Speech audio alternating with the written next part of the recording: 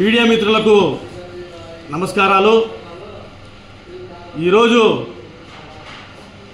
ఈ కూటమి ప్రభుత్వం ముస్లిం మైనార్టీల మీద కక్ష సాధింపు ధోరణిలో వెళ్తుందని తెలియజేసుకుంటున్నాం। ఇప్పుడు మైనార్టీ ముస్లింలు మాతృభాష అయినటువంటి ఉర్దూ భాషను ఊపిరి తీసేసే విధంగా ఈరోజు చర్యలకు పూనుకుంటోంది। అదేమిటంటే ముస్లిం మైనార్టీలు ఎక్కడైతే ఉండారో అక్కడ ఉన్నటువంటి ఉర్దూ స్కూళ్లను తీసేసి వేరే స్కూల్స్లలో కలపడానికి ప్రయత్నం చేస్తోంది। కుంటి సాకు చెప్తోంది। ఆ కుంటి సాకు ఏమిటంటే ఆ స్కూల్స్లలో జనాభా పిల్లలు తక్కువగా ఉన్నారు, ఆ స్కూల్ను తీసుకుని పోయి వేరే స్కూళ్ళల్లో కలుపుతామని చెప్పడం చాలా దారుణం, విడ్డూరమని తెలియజేసుకుంటున్నా। మరి అంతేకాకుండా ముస్లిం మైనార్టీల పైన ఈరోజు గతంలో జగన్మోహన్ రెడ్డి గారు ఉన్నప్పుడు ఈ యొక్క ముస్లిం మైనార్టీల అభివృద్ధి కోసము పాటుపడినటువంటి వ్యక్తి జగన్మోహన్ రెడ్డి గారు। నాడు నేడు అన్నటువంటి మంచి స్కీమ్ తీసుకొని వచ్చి ఉర్దూ స్కూళ్లను డెవలప్ చేసినటువంటి వ్యక్తి జగన్మోహన్ రెడ్డి గారని తెలియజేసుకుంటున్నా। అంతేకాకుండా తెలుగు తర్వాత ఈ రాష్ట్రంలో రెండవ అధికార భాషగా ఉర్దూను ప్రకటించినటువంటి ఘనత చేసినటువంటి ఘనత జగన్మోహన్ రెడ్డి గారిదని తెలియజేసుకుంటున్నా। మరి అంతేకాకుండా ఉర్దూ స్కూళ్ళలో కావాల్సినటువంటి ప్రతి ఒక్క సౌకర్యం మా యొక్క ముస్లిం మైనార్టీలకు కల్పించినటువంటి ఘనత కూడా జగన్మోహన్ రెడ్డి గారికి దక్కుతుందని తెలియజేసుకుంటున్నా।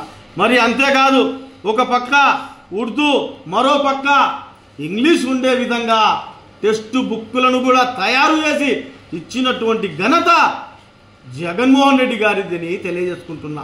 ఎందుకో తెలుసా, ప్రతి ముస్లిం మైనార్టీలు వాళ్ళు చదువుకు దూరం కాకూడదు, చదువు వాళ్ళకు దూరం కాకూడదన్న మంచి ఉద్దేశంతో ఈ యొక్క ఉర్దూ ఒక పక్కన ఇంగ్లీష్ ఒక పక్కన ఉంటే వాళ్ళకు అర్థమవుతుంది, ముస్లిం మైనార్టీ పిల్లలు బాగా చదవాలి, వాళ్ళు ఐఏఎస్ ఐపీఎస్ డాక్టర్లు ఇంజనీర్లు కావాలని ఆయన కలలు ఉన్నటువంటి ముస్లిం మైనార్టీలని తెలియజేసుకుంటున్నా।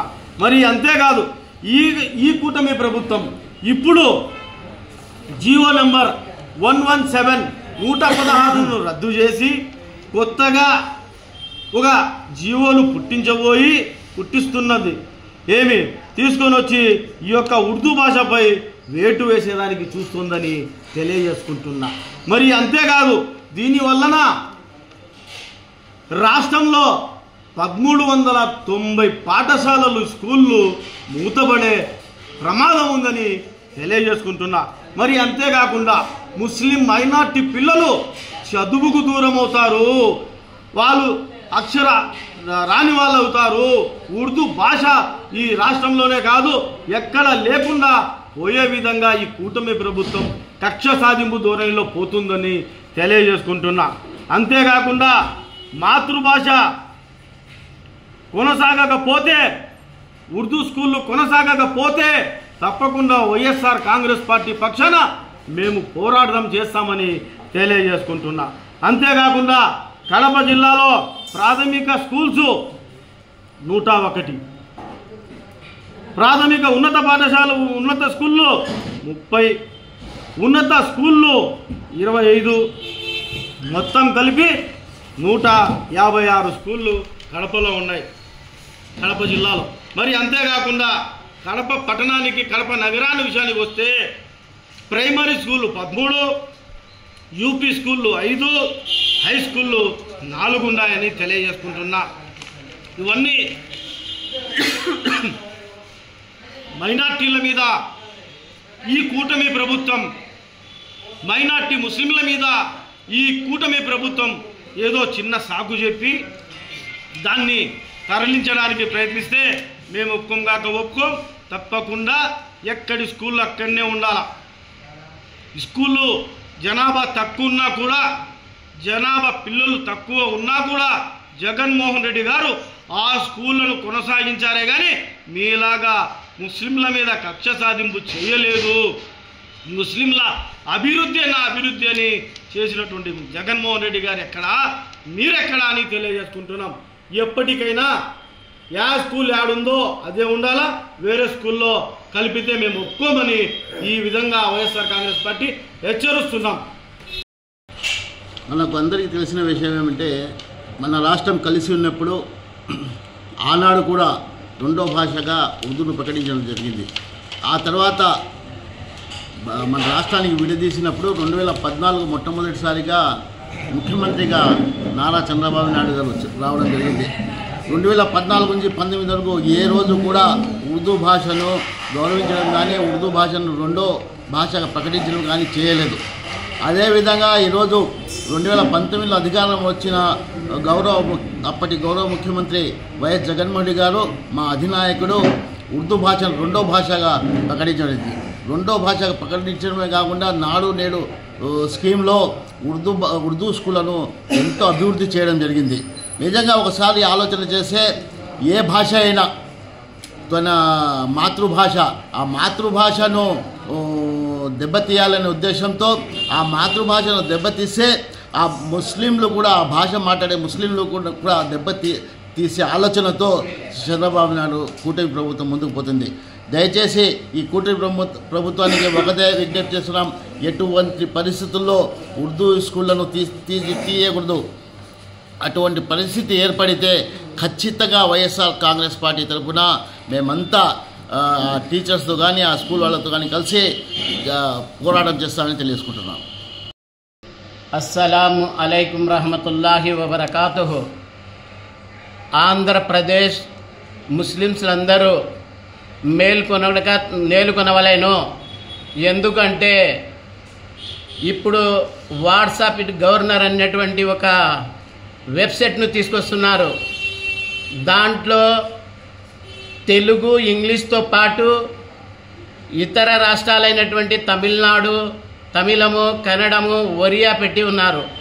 కానీ రాష్ట్రం యొక్క రెండో భాష అయినటువంటి ఉర్దూను తొలగించేసినారు. మనమందరం గమనించకపోతే ఉర్దూ స్కూళ్లను బంద్తో పాటు ఉర్దూను కనుమరుగు చేయాలన్నటువంటి ఉద్దేశంతో ఈ కూటమి ప్రభుత్వం ప్రయత్నిస్తుంది. దీన్నందరం మన ముస్లిం సమాజం అంతా మేలుకొనకపోతే మన పిల్లలకు ఉర్దూ అన్నటువంటి భాషను మర్చిపోవాల్సి వస్తుంది. అందుకని ప్రతి ఒక్క ముస్లిం సహోదరుడు, ప్రతి ఒక్క పౌరుడు గుర్తించుకోవాల్సినటువంటి అవసరం ఎంతైనా ఉంది. మన ఉర్దూ భాషను రక్షించుకోవాల్సినటువంటి టైం ఆసన్నమైంది. ఎందుకంటే వీళ్ళు కక్ష కట్టి ఉర్దూ స్కూళ్లను తొలగించడము, ఉర్దూ భాషను తొలగించడము, ఈ విధమైనటువంటి ప్రయత్నాలు చేస్తున్నారు. మేము ఈ యొక్క ఉర్దూ భాష యొక్క తొలగించడాన్ని గట్టిగా వ్యతిరేకిస్తున్నాము. మీరు ఇక్కడి నుంచైనా తెలుసుకొని ఉర్దూ భాషకు సరైనటువంటి న్యాయం చేయకపోతే రాష్ట్ర వ్యాప్తంగా ఆలింల యొక్క, పండితుల యొక్క ఉద్యమం మొదలవుతుందని మేము ఈ విధంగా కూటమి ప్రభుత్వం చంద్రబాబు నాయుడు గారికి మేము ఈ విధంగా తెలియజేస్తున్నాము. అస్సలాము అలైకుం వరహమతుల్లాహి వబరకాతుహు. రాష్ట్రంలో మైనారిటీల మీద కక్ష కట్టిన చంద్రబాబు నాయుడు ఒక కుట్రపూరితంగా ముస్లిం మైనారిటీలకు మాతృభాషను దూరం చేయాలని, తద్వారా అభివృద్ధిని ఆపాలని కుట్ర చేస్తున్నాడని స్పష్టమవుతుంది. ఎందుకంటే 1390 స్కూళ్లను మటుమాయం చేయాలని, దాని మీద ఉరివేయాలని, 39,000 మంది విద్యార్థుల యొక్క భవిష్యత్తును అగమ్యగోచరం చేయాలని చెప్పి కుట్ర పన్నుతున్నట్టు మనకు ఈరోజు ఉన్న వార్తా మీడియాల ద్వారా తెలుస్తూ ఉన్నది. మరి వాళ్ళు ఇలా ఎందుకు చేస్తున్నారు? 2014 నుంచి 2019 వరకు మీరే ముఖ్యమంత్రిగా ఉన్నారు, 5 సంవత్సరాలు. మరి ఆ రోజు మీకు ముస్లిం మైనారిటీలకు అత్యంత ముఖ్యమైన మాతృభాషగా ఉన్నటువంటి ఉర్దూను రెండవ భాషగా చేయాలన్న ఆలోచన మీకు ఎందుకు రాలేదు? కారణం, మీరు బీజేపీ పార్టీతో కలిసి ఉన్నారు కాబట్టి ముస్లింలకు ఏదైనా మేలు చేస్తే మీ పార్టీకి ఎక్కడ నష్టం కలుగుతుందో అన్న కారణంతో మీరు ఆ రోజు ఉర్దూను రెండవ అధికార భాషగా చేయలేదు. అలాగే మీరు ముస్లిం మైనార్టీలు కనీసం మినిస్టర్ పదవి కూడా ఇవ్వలేదు 2014 నుంచి 2019 వరకు.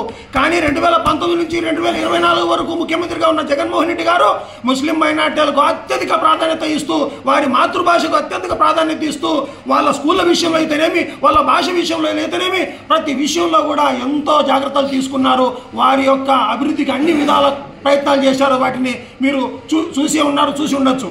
రెండవ అధికార భాషగా ప్రకటించడమైతేనేమి, అవన్నీ మీరు ఇప్పుడు ప్రభుత్వ కార్యాలయాల మీద ఉన్నటువంటి నేమ్ బోర్డులు చూడొచ్చు. ఇప్పుడు ఉర్దూలో కూడా రెండవ అధికార భాషగా అక్కడ కార్యాలయాల మీద ఉంది.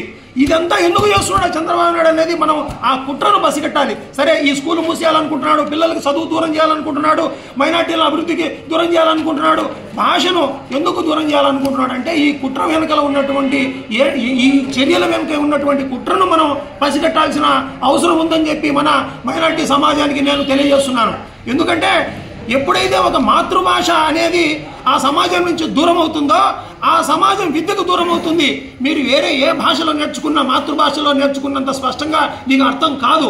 అప్పుడు ఆ మాతృభాషలో నేర్చుకోని కారణంగా వీళ్ళు బుద్ధిహీనులుగా ఉండిపోతారు, విజ్ఞానవంతులు కాలేరు. అప్పుడు ఈ సమాజం అలాగే పడి ఉంటుందని ఈ బీజేపీ, టీడీపీ, జనసేన కూటమి ఈ కుట్ర చేసిందని చెప్పేసి నేను ఆరోపిస్తున్నాను.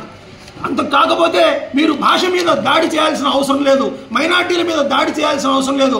అవును, ఇది మైనార్టీల మీద మరియు మైనార్టీలు అత్యధికంగా మాట్లాడే మాతృభాష మీద చేస్తున్న దాడిగా మేము అభివర్ణిస్తున్నాము. కాబట్టి ఈ చర్యలు మానుకొని మైనారిటీల యొక్క ఆగ్రహానికి గురి కావద్దు అని చెప్పేసి చంద్రబాబు నాయుడుకు, ఆయన వెనుకుండి నడిపిస్తున్న బీజేపీ, జనసేన కూటమికి మేము హెచ్చరికలు జారీ చేస్తున్నాము. Thank you.